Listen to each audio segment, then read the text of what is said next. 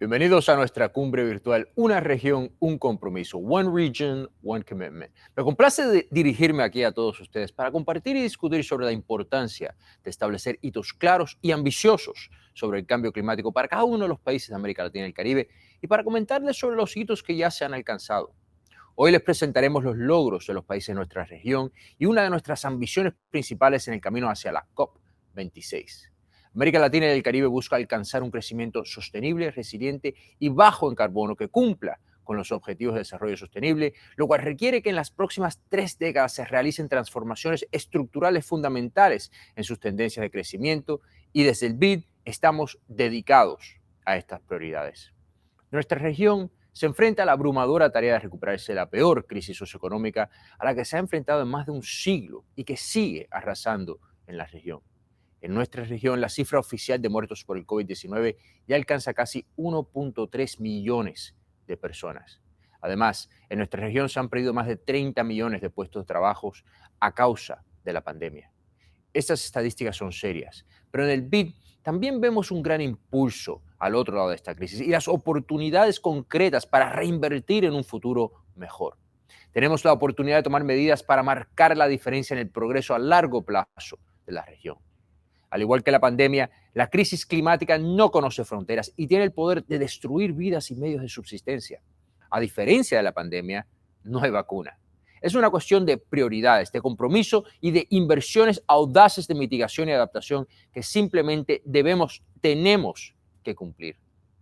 Si el calentamiento global no se mantiene por debajo de los 2 grados Celsius, nuestra región sufrirá daños a causa de impactos climáticos que podrían alcanzar los $100.000 millones anuales en el año 2050. Al mismo tiempo, nuestra región también es una de las más susceptibles de sufrir catástrofes naturales agravadas por el cambio climático, como fueron los huracanes ETA e IOTA del año pasado a solo 2 semanas cada uno. Sin embargo, también existe la posibilidad de lograr avances en este sentido y en este ámbito. Debido a esta realidad, el BID, en su plan de recuperación y crecimiento futuro llamada Visión 2025, ha identificado el imperativo de actuar con respecto al cambio climático y la resiliencia. Este plan no solo acelera la recuperación, sino que ayuda a convertir otra década potencialmente perdida en una década de oportunidades, una década de prosperidad, una década de resiliencia.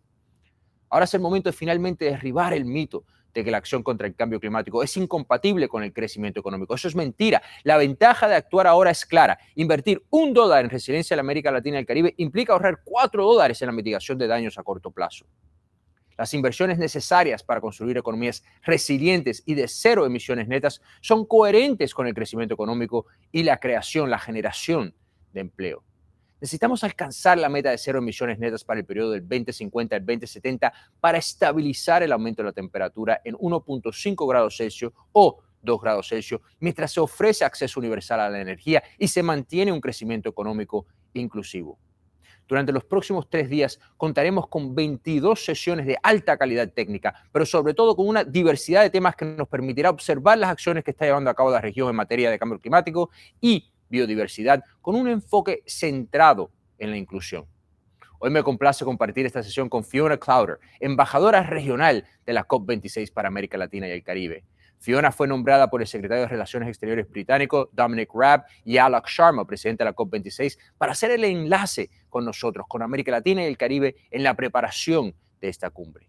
También quiero agradecer la presencia de Daniel Violetti, director de División de Medios de Implementación de la Convención Marco de las Naciones Unidas sobre el Cambio Climático. Muchas gracias, Fiona y Daniel, por acompañarnos hoy. La próxima cumbre del clima COP26, que se celebrará en Glasgow, en Escocia, el próximo noviembre, y se centrará fundamentalmente en la importancia de contar con objetivos ambiciosos de reducción de emisiones para el 2030 que sean compatibles con alcanzar cero emisiones netas para mediados del siglo, son imperativos. Para ello, el BID se está enfocando en acciones claves y concretas, como acelerar la eliminación del carbón, como reducir la deforestación, apresurar el cambio a vehículos eléctricos, fortalecer la economía circular, impulsar el mercado de bonos verdes y temáticos y fomentar la inversión en energías renovables, entre otros. Asimismo, continuamos catalizando las soluciones de vanguardia que los ecosistemas de innovación y los nuevos emprendimientos de nuestra región están generando. Sin embargo, también será crucial apoyar una agenda de adaptación inclusiva al proteger y restaurar los ecosistemas y al fortalecer y construir la infraestructura de manera sostenible en sectores como la agricultura o el turismo y los medios de subsistencia de los hogares. De hecho, la COP26 se construye a partir de las bases sentadas durante el COP25, que fue liderada por Chile de una manera ejemplar. Por ello, los invito a escuchar el mensaje de Carolina Schmidt, ministra de Ambiente de Chile y presidenta dicha de COP.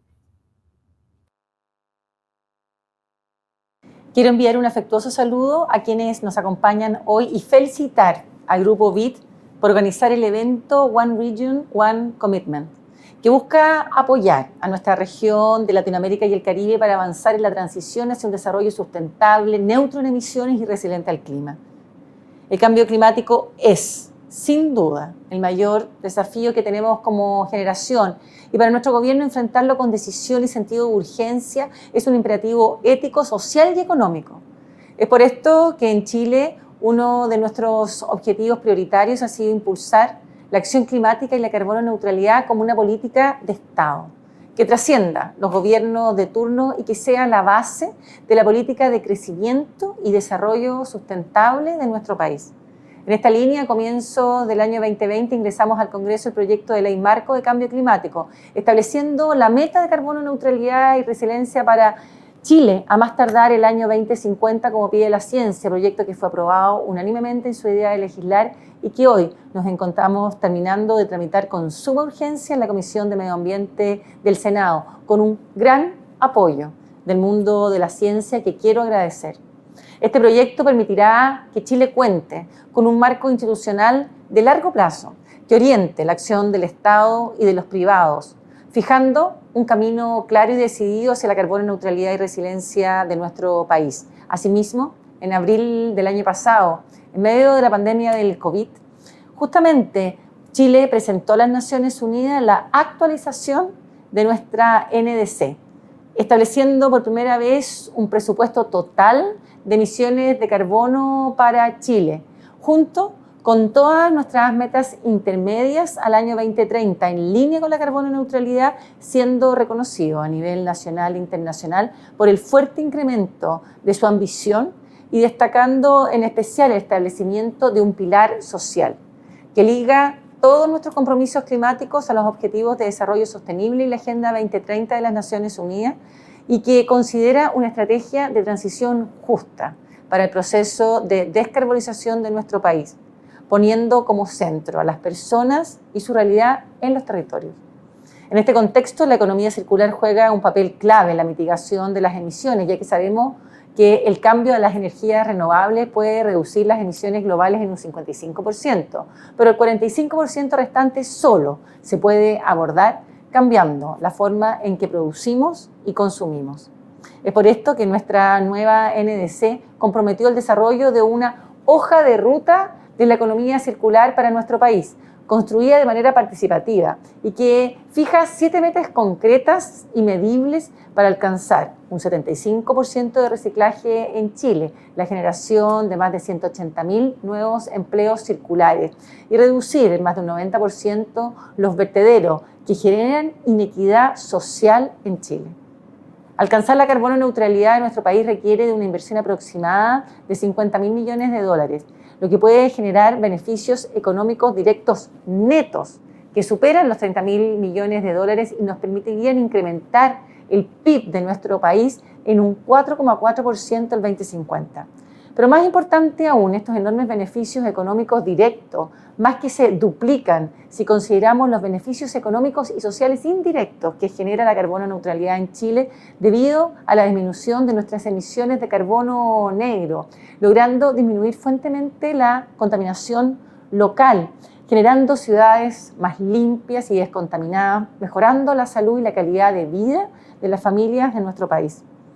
Un aporte fundamental para acelerar la necesaria transformación a una economía baja en emisiones y resiliente al clima ha sido derribar el mito de que una acción climática ambiciosa se contrapone al crecimiento económico.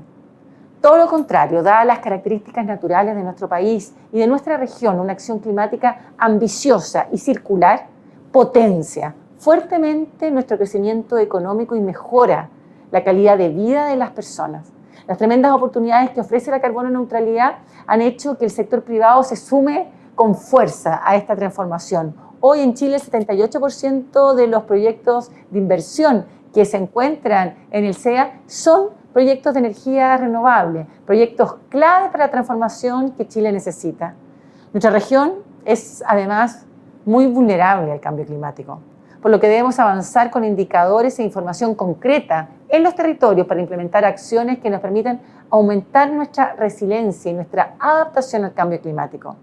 Es por eso que en noviembre del año pasado lanzamos el Atlas de Riesgo Climático a nivel comunal, que abarca todo el territorio chileno y contiene información respecto a los impactos y a los riesgos del cambio climático para las actividades productivas, para las comunidades, para las ciudades y los ecosistemas a nivel de cada una de las comunas de nuestro país.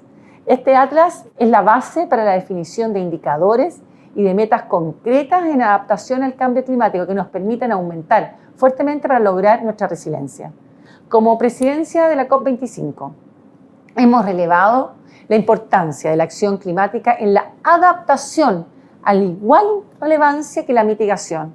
Es por eso que creamos la Alianza de Ambición Climática, que reúne a los estados, a las ciudades, a las regiones, a las empresas, a las instituciones financieras y a las universidades que se encuentran comprometidas con la carbono neutralidad y la resiliencia del mundo, en lo que pide la ciencia al año 2050. Y junto a los champions hemos lanzado las campañas Race to Resilience y la campaña Race to Zero. Hoy los invito a todos a unirse a estas campañas y formar parte de esta comunidad por la ambición climática. En la región debemos avanzar en la definición de visiones de largo plazo, mediante un esfuerzo integral y transversal que trascienda colores políticos y gobiernos de turno. Es por eso que es fundamental desarrollar e implementar estrategias climáticas de largo plazo y dar cumplimiento al Acuerdo de París.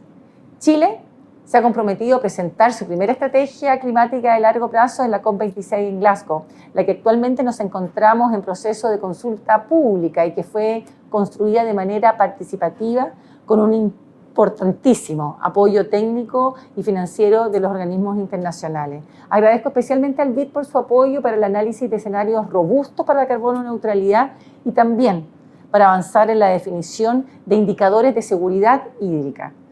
Hoy estamos frente a un desafío que debemos transformar en una oportunidad.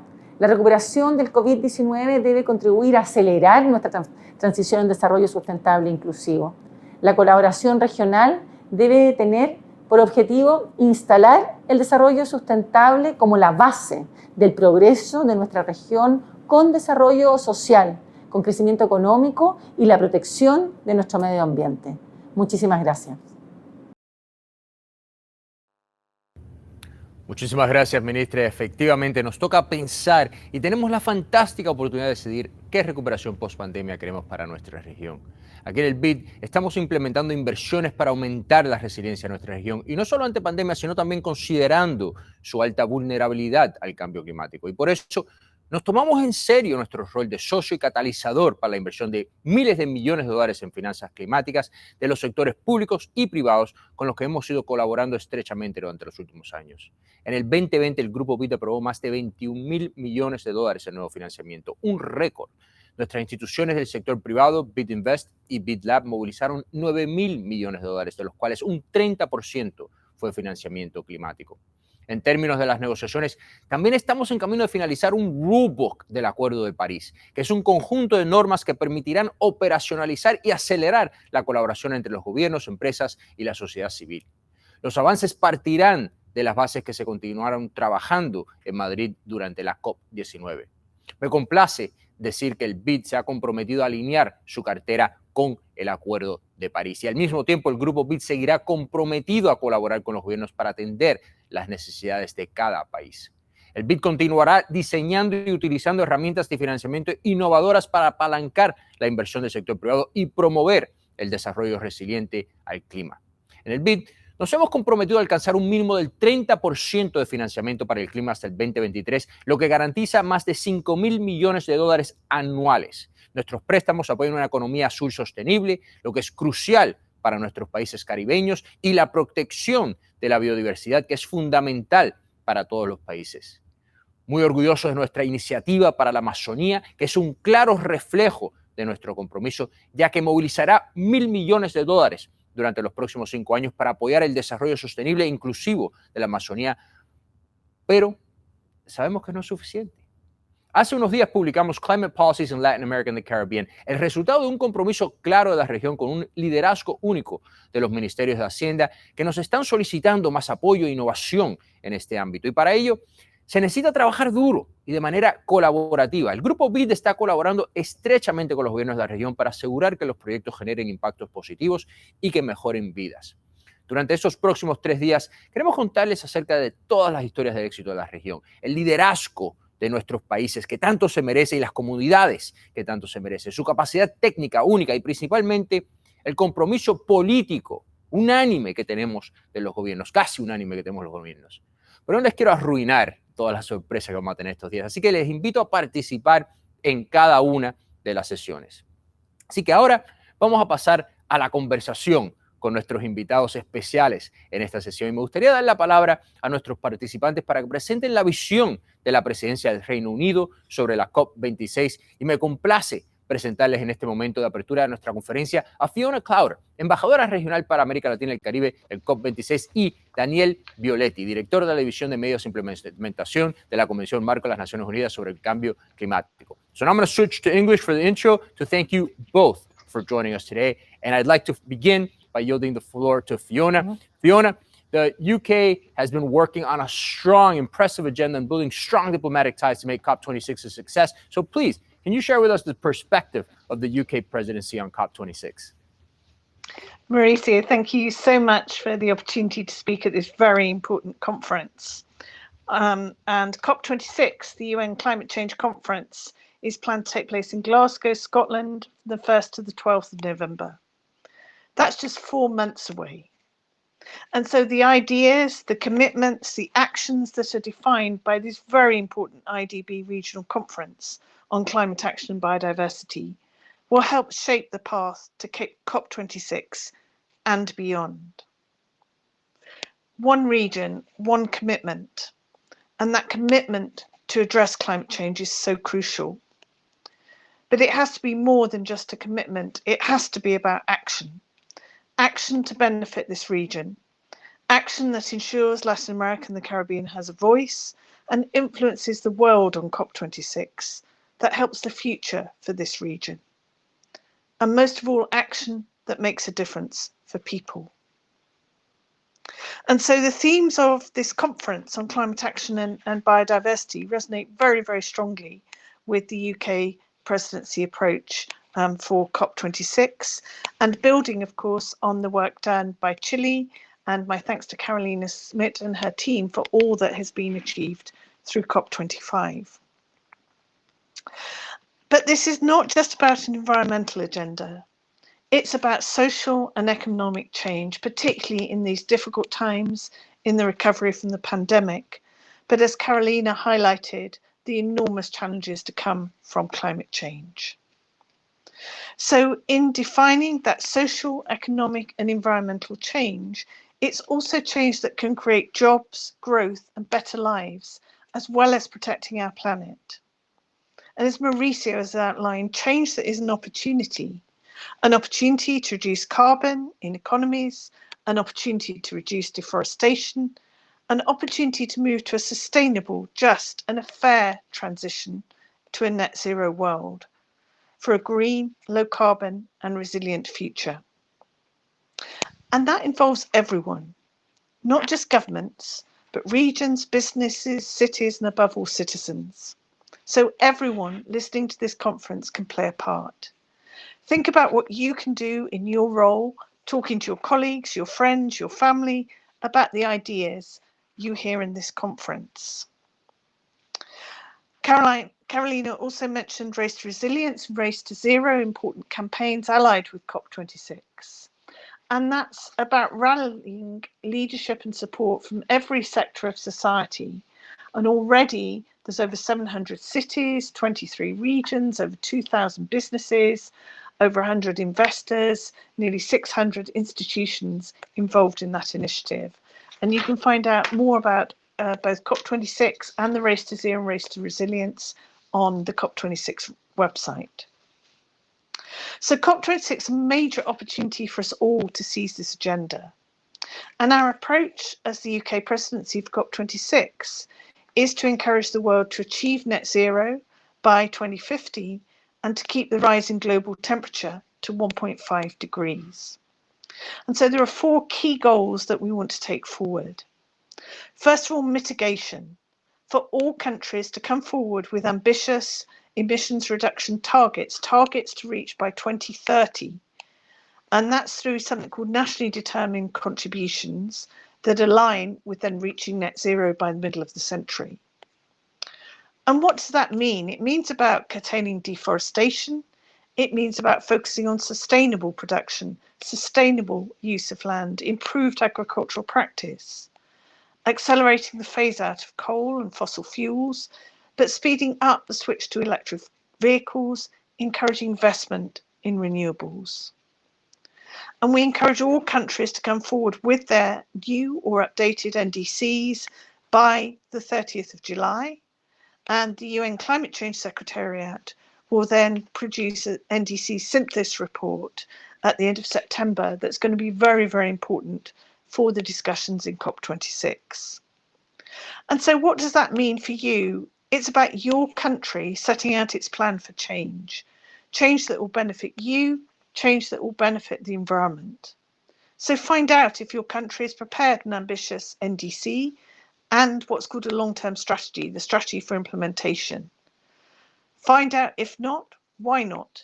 Because it will help everyone and help make it happen. Our second goal for COP26 is around adaptation. As Carolina highlighted, so crucial to protect communities and natural habitats, particularly important for Latin America and the Caribbean. The climate's already changing. It will continue to change with devastating impacts, even as we reduce emissions.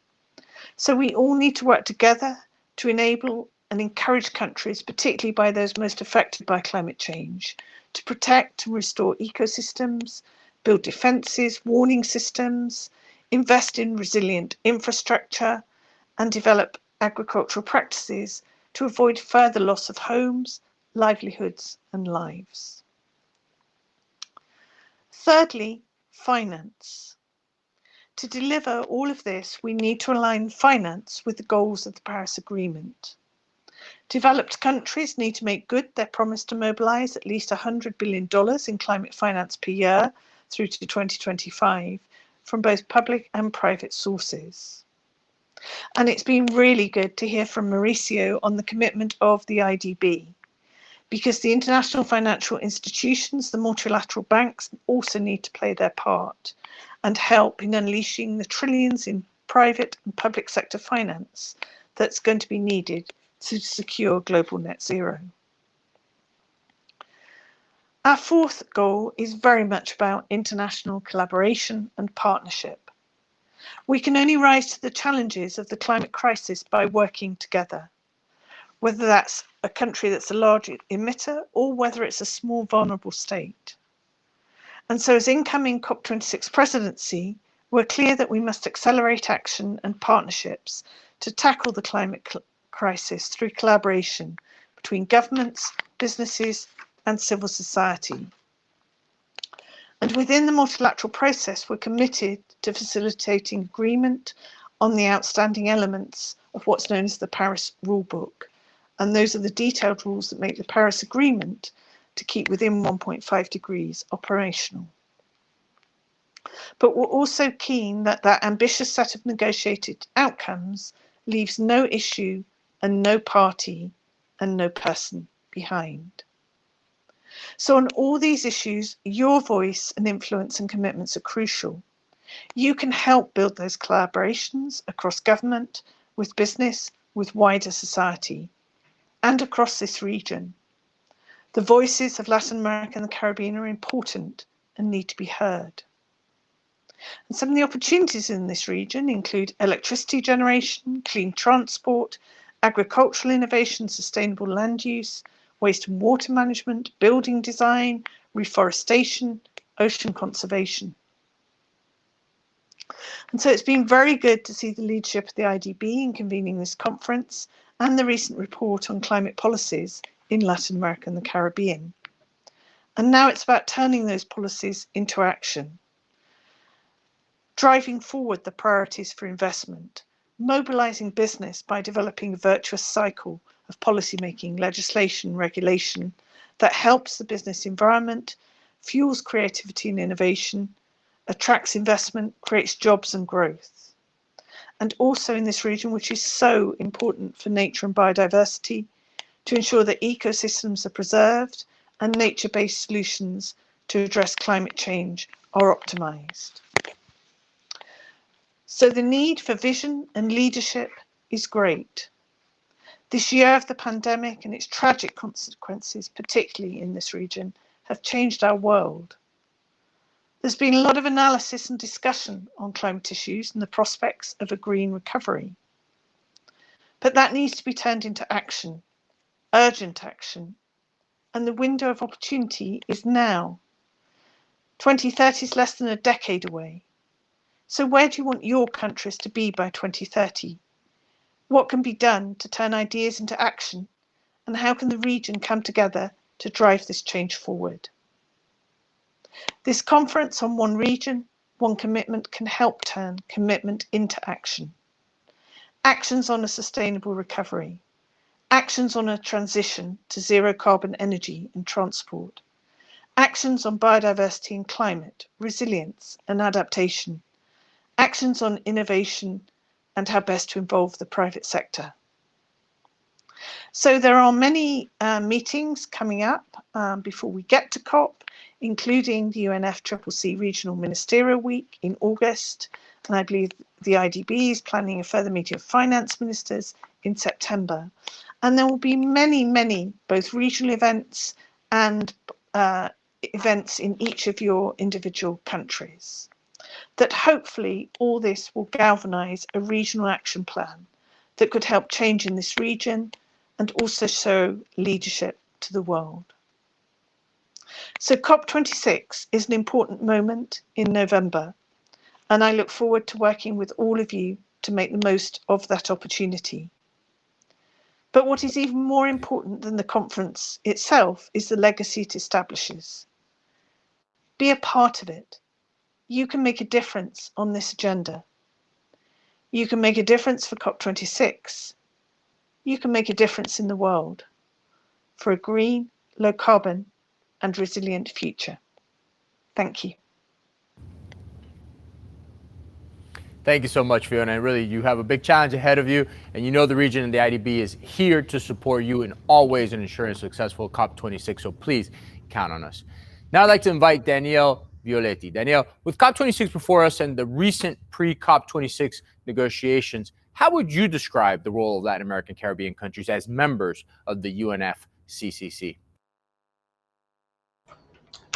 Hello, thank you very much. And first of all, thanks for the opportunity to be here with you today. And thank to you, President, and to the IDB Group for the invitation to join me today.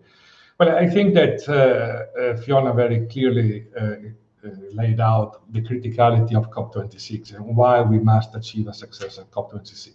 But also the success means different things, means achieving a balanced package of decisions and actions that reflect the expectation, concerns, and needs of all stakeholders in multiple areas. So the overall backdrop is really ambition. We saw that the conference needs to achieve, wrapping up the outstanding negotiated items to complete the rule book, rising ambition, mitigation, adaptation, and finance, but also bringing state and non-state voices together to continue building climate ambition. So that's ambition is the driver for all of us, for all that also are participating in this very important event. And as you also, President, said, it is an unprecedented opportunity as nations build forward from the COVID-19 pandemic to structure resilient, sustainable, green post-recovery economies. And this is really a rare moment and that cannot be lost. So in addition to ambition in mitigation, adaptation, capacity building, we should see more ambition with respect to support to developing countries, which are the most vulnerable of all this process. And also we need to integrate climate risk into policies and investments decisions, which is a very critical aspect of the whole process of implementing the commitments coming in the Paris Agreement and other instruments. So a way that, of course, the Latin American and Caribbean countries can pave the way towards more ambition, of course, in embedding this ambition, adaptation, and mitigation plans in their updated NDCs. And specifically to your question, it is of course understood that all countries play an important role in advancing the climate action agenda and contributing to the success of the intergovernmental negotiation.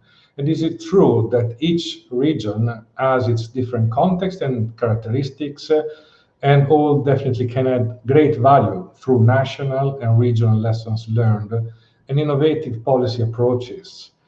The LAC region, in this sense, has definitely a lot to offer. And as mentioned before, in light of the region's unique technical capacities and political commitment, and decisive progress in policy approaches, which could serve to highlight what can be done when there is both political will and right packages of policies, incentives, and technical solutions. So this is an area that definitely needs to be further pursued. But from our what we have seen in many different contexts, a number of important opportunities are coming to the region, and the region has a lot to offer in this context. First, the recognition of the importance of whole of government approaches and advances being made in the region as regards to mainstreaming low carbon and resilient development into COVID-19 economic and social recovery programs. In this sense, was mentioned that the role of finance ministries, for example, is recognized by countries in the region as fundamental, particularly in the current situation where the pandemic is an opportunity to establish synergies as regards economic and investment planning. The LAC region also continues to be at the forefront of the promotion and scaling up of nature-based solutions as a win-win opportunities for addressing climate change and contributing to adaptation, disaster risk reduction, and sustainable development. Another area of great interest is carbon pricing. Carbon pricing discussion in the region are quite active, and several initiatives are ongoing, bringing together jurisdictions, organizations, and facilities committed to accelerating carbon pricing in markets in the transition to a net zero region. And the lessons learned from this initiative could serve to inform similar action in other regions as well. Then the importance of private sector engagement. Private sector engagement through conducive enabling environment from the policy and in the incentive perspective is an area where the region continues to make progress. And for example, the work of the IDB Group is doing in supporting small and medium enterprises and attracting the private sector to sustainable business opportunities. So in summary, I mean, these are just examples of the positive action and the leadership that the region can take that will bring together as a result this momentum of more ambition towards COP26 and of course beyond. COP26 is a moment in time. We have longer term goals, and we need to meet the goals of the Paris Agreement all together. But whatever is doable at the regional level, these positive examples, success stories, and showing to the rest of the world what can be done with the resource available and incrementing your own level of ambition is going to be absolutely critical also to mobilize other regions on the same track. So I think as a first moment, I'll stop here, and thanks again for the opportunity. Thank you, Daniel. So let me ask you, help me do my job better. How can we continue supporting this agenda from the IDB? Thanks. I think I cannot do that, but definitely I see as leading to my previous example of the engagement of the private sector, for example, and bringing. It's clear that governments alone cannot make it. That has been clear since a long time, and therefore all stakeholders in critical order, in particular the economic sector, and particularly in the private sector, are those who can make a difference in making the whole economic change, the transition to the new green economy work, and also implementing these plans. So this is one for sure. And then you're doing a lot of excellent projects and projects in raising the ambition in those projects. You already talk about your plans, and this is absolutely necessary. So more of the same, definitely. And in you and your ambition of the group is one that can also bring other regions and similar institutions in other regions all together in achieving this goal that we all need that. And it's clear that each of us has a role to play, but the one of an institution like the IDB Group is absolutely critical for the region and the rest of the world as well. Thank you, President. Well, I appreciate it. Thank you for that advice, and you can count on us to keep doing our part and to take our leadership role. So thank you again, both Fiona and Danielle, for joining us today, and we really hope that we can have a very productive 3 days of high-level dialogue on a topic that's really a clear priority for the IDB and for Latin America and the Caribbean as a region. So count on us to help you tackle this challenge. Back to Spanish. Gracias a todos por acompañarnos hoy. Espero que se unan a los próximos eventos. Buena suerte y nuevamente muchísimas gracias.